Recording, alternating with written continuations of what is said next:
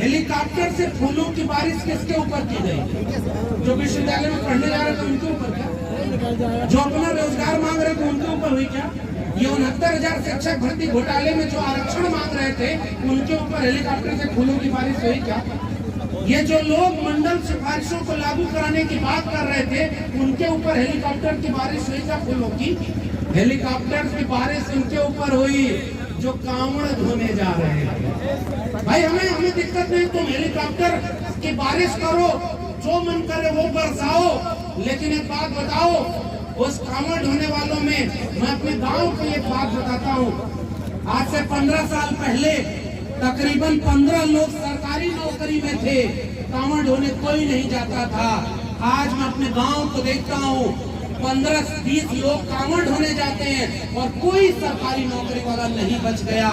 एक किस्सा सुनिए, गांव में हम लोग गाय भैंस चराते थे तो किस्सा पुराने लोग जानते होंगे कि भैंस चुराने वाले रात के अंधेरे में भैंस की चोरी करने आते थे। ध्यान से समझिएगा, समझदार को इशारा काफी, बाकी नीरज पटेल जी और चंद्रशेखर भाई है ही, वो अपनी बात कहेंगे तो फिर कोई कसर बाकी रह नहीं जाएंगे। तो मैं तो 2-4 इशारा करके जा रहा हूँ। अंधेरे में जब भैंस चुराने आते थे तो उसके गले में जो घंटी होती थी उसको लेकर एक चोर पूरब भागता था तो भैंस लेके बाकी चोर पश्चिम दिशा में भागते थे। अब अगर घर वालों को नींद खुलेगी तो किधर भागेंगे? जिधर से घंटी की आवाज आ रही उधर जाएंगे ना, और पूरा गांव उधर भाग रहा है जिधर से घंटी की आवाज आ रही है, और चोर आखिरी में घंटी एक खेत में फेंक कर भाग गए। और वहाँ गांव वाले पहुंचे तो वहाँ क्या मिला उनको? घंटी, और रात के अंधेरे में चोर भैंस चुरा कर देखिए। उत्तर प्रदेश के लोगों, कुछ लोग आए हैं, मैं और कुछ नहीं कह रहा, घंटी के पीछे भागोगे तो कुछ नहीं मिलेगा, अंत में वही मिलेगा, हमारी शिक्षा, हमारा रोजगार, हमारा सम्मान, उस सब की कोई चोरी कर रहा है। हम आपको आपको अपना हक मांगना है भाई। और आखिरी और एकमात्र बात कहने आया, हमारे मंडलवादी संसद और अम्बेडकरवादी संसद का अगर कोई सबसे महत्वपूर्ण लड़ाई का हथियार है इस देश में, मुकदमा उनके ऊपर नहीं होगा जो कहेंगे चाकू तेज करके घर में रखना होगा क्योंकि हमारा धर्म खतरे में। पता है कि नहीं आपको? चाकू तेज करने की बात कोई करता है कि नहीं? और तो और इस प्रदेश में कुछ लोग फकीर बन गए तो कोई जुबान काटने पर इतना रुपया और जो है गर्दन काटने पर इतना रुपया। और हमने पढ़ा था, संत न छोड़े संतई, कोटिक मिले असंत, और मलय भजन करने पे दिया शीतलता न सजन। ऐसे संत लोग जो काम क्रोध लोग को अहंकार से ऊपर हो जाते हैं, जब ऐसे संतों को देखा आजकल के तो याद आ गए हमारे संत कबीर फकीर, और उन्होंने कहा मन न रंगाए रंगाए जोगी कपड़ा। अचानक मेरी आंख खुल गई, ये मामला घपला का है भाई। माला तो कर में फिरे, जीव फिरे मुख माए, और मनवा तो 34 फिरे, यह तो सुमिरन नाय। और इसलिए उन्होंने कहा कि मुंह को कहाँ ढूंढे रे बंदे, मैं तो तेरे पास। कुछ लोग आएंगे आपसे कहेंगे कि अरे तुम कहाँ ये बैठे हो, हालांकि यहाँ तो वैचारिक लोग हैं। वैचारिक लोग अपने गांव में जाकर देखिए, वो लोग कहते हैं आओ धर्म खतरे में है, आओ जो है मंदिर बनवाना है। तो बाराबंकी बोल रहे हैं बगल में मंदिर बन रहा है, बहुत अच्छी बात बनाइए, आपको जो मन करे वो बनाइए, लेकिन हम आपसे केवल ये पूछेंगे, बाबा साहब और वैचारिक क्रांति की लड़ाई ये है कि जिस दिन मंदिर जाने वाली भीड़ स्कूल कॉलेज और विश्वविद्यालय जाने लगेगी उस दिन इस भारत को विश्व गुरु बनने से कोई रोक नहीं। हम तो आपका विरोध भी नहीं कर रहे भाई, हम तो आपसे कह रहे उत्तर प्रदेश में आप बता दो सबसे बड़ा विश्वविद्यालय आपने कोई बनाया क्या? कोई हॉस्पिटल बनाया क्या? कोई स्कूल कॉलेज बनाया क्या? और केवल एक इशारा करके जा रहा हूँ मेरे गांव के लोगों, आपको पता नहीं आपका क्या क्या लूट चुका है। नई शिक्षा नीति 2020 इस देश में लागू हो चुकी है और नई शिक्षा नीति कह रही है कि पहले होता था कि 2-3 किलोमीटर पर स्कूल खोले जाएंगे, सर्व शिक्षा अभियान चलाया गया, घर घर के बच्चे स्कूल जाए, पढ़ें, अपना मुस्तकबिल बनाएं। नई शिक्षा नीति कह रही है जिस स्कूल में 3000 से कम विद्यार्थी होंगे उस स्कूल को दूसरे स्कूल से मर्ज कर देंगे, और दोनों मिलाकर भी विद्यार्थी पूरे नहीं हुए तो इन स्कूलों को बंद कर देंगे। डिग्री कॉलेजों में 5000 से कम विद्यार्थी होंगे तो बंद कर देंगे, और अगले 15 से 20 साल में 45,000 सरकारी डिग्री कॉलेज इस देश में है उनको कम करके क्लोजर और मर्जर की पॉलिसी से 15,000 डिग्री कॉलेज बना देंगे। बताओ इस देश के लोगों, आपको स्कूल कॉलेज विश्वविद्यालय नहीं चाहिए क्या? आपको चाहिए कि नहीं? स्कूल कॉलेज विश्वविद्यालय चाहिए कि नहीं? और आपने जिनको वोट दिया वो कह रहे हैं विश्वविद्यालय और स्कूल कॉलेज अब बंद होंगे, हर जगह ठेके पर प्रोफेसर। मैं खुद एक ठेके पर ठेके पर कुछ लोग अमर होने के लिए पैदा होंगे कि सब इतिहास मिटा दो, दुनिया याद करे। तो एक ही प्रधानमंत्री हुआ, फकीर आदमी है जी, हमारा क्या है, हम तो झोला लेके चल जाएंगे। हमारे और आपके बच्चों का क्या होगा भाई? हमारे आपके झोला लेके जाने की नौबत है क्या? और लोगों ने आपके बीच में सांप्रदायिकता की आग भर दी है। केवल लड़ते रहो मंदिर मस्जिद के नाम पर, केवल लड़ते रहो हिंदू मुसलमान के नाम पर, और आपकी शिक्षा बर्बाद कर दी गई है। और वही उस प्रधानमंत्री का दोस्त जैसे दुनिया का दूसरा सबसे अमीर आदमी बना दिया, अब शेयर बाजार गिर रही है। पता चला अगला हवाई जहाज पकड़ वही झोला लेके चलना दिया।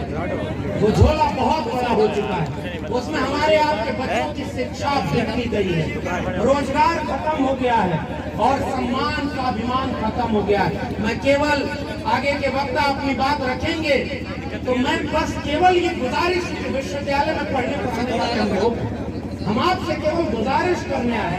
हम लोग या चंद्रशेखर भाई बैठे हुए, नीरज पटेल बैठे हुए, आर.एस. पटेल और हमारे लेखक साहब हैं, अगर शिक्षा न मिले होती, डॉक्टर भीमराव अंबेडकर लोग कहते हैं कि एहसान कर दिया कि उनको संविधान सभा में प्रारूप समिति का अध्यक्ष बनाया। अरे भाई 18 डिग्रियां 4 PhD वाला उस समय भारत में कोई दूसरा आदमी था ही नहीं जिसको संविधान सभा में प्रारूप समिति का अध्यक्ष बनाया। ये कोई एहसान नहीं, अपनी काबिलियत और हुनर से पाया गया मुकाम है। और वो मुकाम पाकर बाबा साहब ने एक ऐसा संविधान बनाया जिसमें कोई बड़ा नहीं, कोई छोटा नहीं। संत रविदास ने कहा कि ऐसा चाहूं राज में जहाँ मिला सबन को अन्न, छोट बड़ो सब संबस है, रविदास रहे प्रसन्न। कभी डरिएगा मत कि हमको कोई जातिवादी कहे तो हम डर जाएं। अरे सबसे बड़े जातिवादी वो लोग हैं जो 1% लोग विश्वविद्यालय में 99% प्रोफेसर बने बैठे हैं, वो एक ही जाति के लोग हैं। आपको वो जातिवाद क्यों नहीं नजर आया? मैं दिल्ली विश्वविद्यालय में पढ़ाता हूँ और 92 डिग्री कॉलेज मेरे दिल्ली विश्वविद्यालय के हैं, और एक भी SC ST OBC उन विश्वविद्यालय और डिग्री कॉलेजों में वाइस चांसलर और प्रिंसिपल नहीं बना है। कौन जातिवादी है भाई?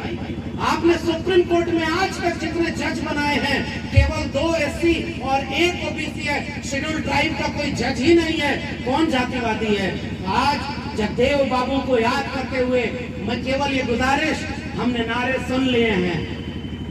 समाजवादी आंदोलन का नारा था, सन सोपा ने बांधी गांठ, पिछड़ा पावे 100 में 60। OBC समाज के लोगों, हमें और आपको ज्यादा जागने का वक्त है। मैं कहीं भी देश भर में जा रहा हूँ, मैं एक बात देखता हूँ, और चंद्रशेखर भाई बैठे इनके सामने ये कबूल करते मैं कह रहा हूँ, इस देश में सबसे ज्यादा अपमान और जलालत किसी को सहनी पड़ी तो वो शेड्यूल कास्ट के लोग थे।